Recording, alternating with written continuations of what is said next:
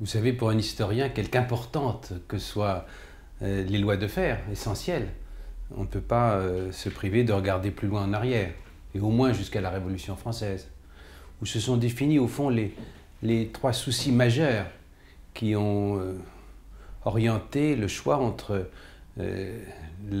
l'unité nationale, ce qu'on appelait à l'époque le jacobinisme, et d'autre part le souci de donner à chaque région de France sa spécificité. Il y avait trois préoccupations majeures. D'abord l'unité nationale contre le risque de division et contre les périls extérieurs. Il y avait le souci de l'efficacité de l'État, et d'autre part la question de l'adhésion plus ou moins forte des citoyens, puisqu'on ne parlait plus de sujets mais de citoyens, à la réalité de l'État français, à la construction des institutions nationales. Au début, la préoccupation de l'unité était très très forte dans tous les domaines.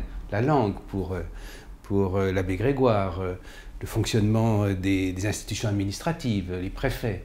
Et puis progressivement, on s'est dit qu'une fois l'unité pour l'essentiel constituée, on pouvait réfléchir à la manière de rendre aux régions de France, à droite on appelait ça les provinces, à leur rendre dans une large mesure la parole. Et d'ailleurs on exagère le jacobinisme des grands fondateurs de la Troisième République. Si vous prenez Jules Ferry, dans un fameux programme de Nancy, il se préoccupait de la décentralisation. Et même Clémenceau, qui apparaît comme un archétype du jacobinisme, dans son dernier discours, Testament, à Strasbourg, à la fin de 1919, il a prôné quelque chose qu'on pouvait appeler décentralisation ou déconcentration. À telle enseigne que le général de Gaulle lui-même, à la fin de son pouvoir, a proclamé, dans un fameux discours à Lyon, que la longue durée de la centralisation pouvait désormais être dépassée. Alors maintenant c'est à l'aune de ces différentes préoccupations, je crois qu'il faut regarder ce qui s'est fait depuis 30 ans et ce qui probablement reste à faire. Si vous prenez la question de l'unité française, je crois qu'elle est désormais pour l'essentiel établie. Si vous prenez la question de l'adhésion des Français, alors oui, je crois qu'elle est forte, mais elle demeure marquée néanmoins par un souci d'égalité. C'est-à-dire qu'on veut bien peser sur ce qui se passe dans les régions, mais on veut aussi que ça ne vous place pas trop loin de la situation des autres Français.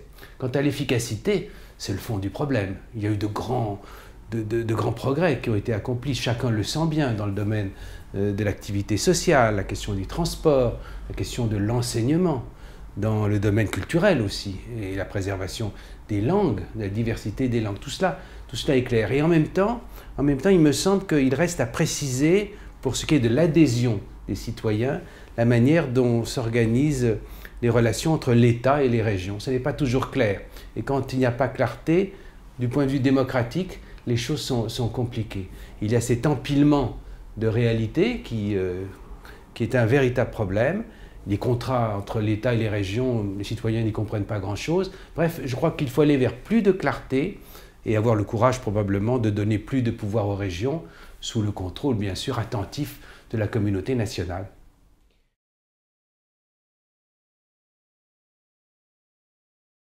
Je suis persuadé, comme citoyen et comme historien, que la décentralisation reste un thème d'actualité, certainement, qui dépasse d'ailleurs la droite et la gauche, si vous prenez la longue durée de notre histoire nationale.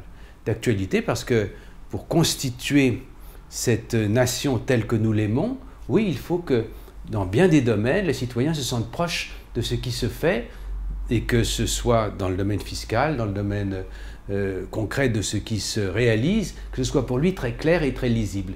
Il y a des progrès à faire pour la lisibilité, me semble-t-il.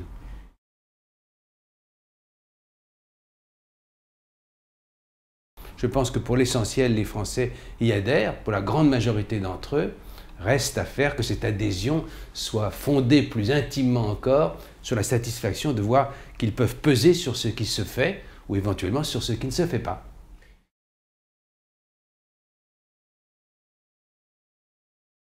Je vous parle de la clarté nécessaire sur le niveau de qui décide. C'est beaucoup, le département, la région, l'État, sans compter l'Europe. Il faut absolument qu'on comprenne mieux qui est responsable de quoi, et éventuellement par conséquent qu'on organise la fiscalité différemment.